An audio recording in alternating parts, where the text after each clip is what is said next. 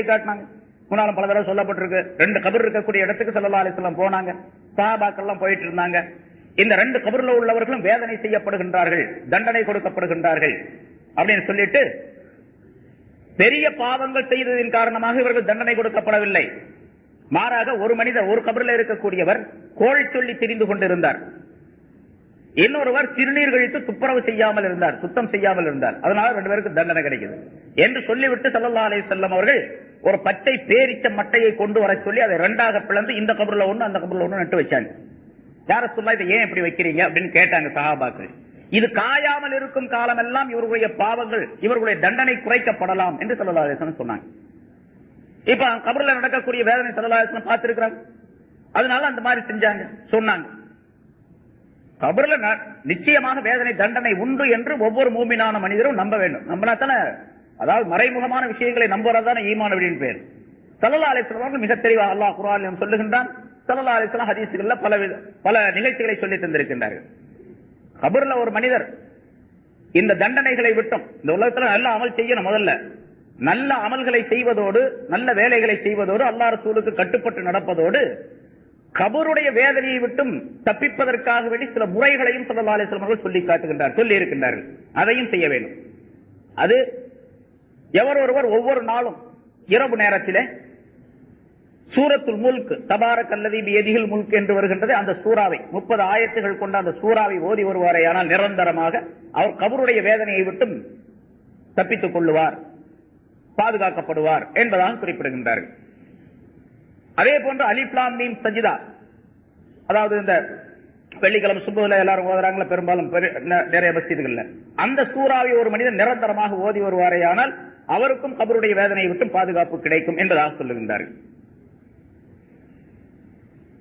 ஷேக் Abul lies ரஹ்மத்துல்லாஹி அலைஹி என்ற பெரியார் சொல்லுகின்றார்கள், எவர் ஒருவர் கபருடைய வேதனையை விட்டும் பாதுகாப்பு பெற வேண்டும் என்று விரும்பினால் அவர் 4 விஷயங்களை கடைபிடித்து வர வேண்டும், 4 விஷயங்களை தவிர்த்துக் கொள்ள வேண்டும்.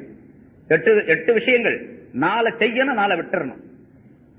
செய்ய வேண்டிய விஷயங்கள் என்னவென்று சொன்னால், தொழுகையை நிரந்தரமாக பேணுதலாக தொழுது வர வேண்டும். 2வது தான தர்மங்கள் செய்ய வேண்டும். தான தர்மங்கள் சதகா கைராத்துகள் செய்ய வேண்டும். 3வது குர்ஆன் ஓதி வர வேண்டும். அந்த குர்ஆன் ஓதுவதிலேயும் தபாரக்கல்லதி ஓதுவது ஒன்று. 4வதாக அதிகமாக ஜிக்ர் செய்து வர வேண்டும். தஸ்பீஹாத்துகள் ஜிக்ர்கள் அதிகமாக செய்து வர வேண்டும். இந்த 4ம் மனிதனுடைய கபருக்கு பிரகாசத்தை, ஒளியை உண்டாக்கி அந்த கபர் விசாலமாக ஆக்கப்படுவதற்கு காரணமாகும் என்பதாக குறிப்பிடுகின்றார். அதே போன்று தவிர்த்து கொள்ள வேண்டிய, விட்டுவிட வேண்டிய 4 விஷயங்கள் என்னவென்றால், பொய் பேசக்கூடாது, பொய்யை விட்டுவிட வேண்டும். மோசடி செய்யக்கூடாது. மோசடி அப்படின்னு சொன்னா அடுத்தவருக்கு அடுத்தவருடைய பொருளிலோ அல்லது அவருடைய உரிமையிலோ அவருடைய மானம் மரியாதையிலேயோ மோசடி செய்வது. மோசடிங்கிறத பல்வேறு விதம் இருக்கிறது. ஒரு மனிதர் கலப்படம் செய்வது மோசடி தான். ஒரு வியாபாரி கலப்படம் செஞ்சு பொருளை விற்கிறாரு. இப்ப இவர் என்ன பண்றாரு, உரியவருக்கு காசு கொடுத்து சாமான் வாங்கக்கூடிய அந்த மனிதருக்கு மோசடி செய்கின்றார். இவர் அளவான பொருளை கொடுப்பதற்கு பதிலாக அளவு குறைந்த பொருளை கொடுக்கின்றார். இது ஒரு வகையான மோசடி. இப்படி மோசடி என்பது ஹியானா என்பது பல்வேறு விதமான அமைக்கப்பட்டிருக்கு. அந்த மோசடியை விட்டுவிட வேண்டும்.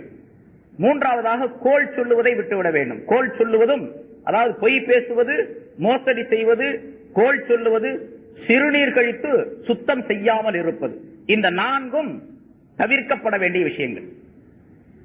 இந்த 4ஐ செய்யணும். அதாவது பொய் பேசாமல் இருக்க வேண்டும், மோசடி செய்யாமல் இருக்க வேண்டும், கோள் சொல்லாமல் இருக்க வேண்டும், சிறுநீர் கழித்து சுத்தம் செய்ய வேண்டும். இந்த 4 விஷயங்களையும் மிக ஜாக்கிரதையாக பேணி வர வேண்டும்.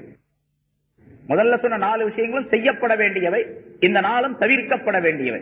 இந்த 8 விஷயங்களையும் ஒரு மனிதர் செய்து வந்தால் நிரந்தரமாக அவர் கபருடைய வேதனையை விட்டு பாதுகாக்கப்படுவார் என்பதாக குறிப்பிடுகின்றார்கள். ஆக கபருடைய வேதனை நிச்சயமாக உண்டு, அதில் எந்த விதமான சந்தேகம் இல்லை என்று நம்பக்கூடிய நாம் அதற்குள்ள ஏற்பாடுகளை உலகத்தில் இருக்கும்போதே செஞ்சுக்கணும். மௌத்தா போகும்போது பார்த்துக்கலாம் அப்படின்னு சொன்னா மௌத் எப்போ வரும்னு தெரியாது, எல்லாத்துக்கும் தெரிஞ்ச விஷயம் தானே.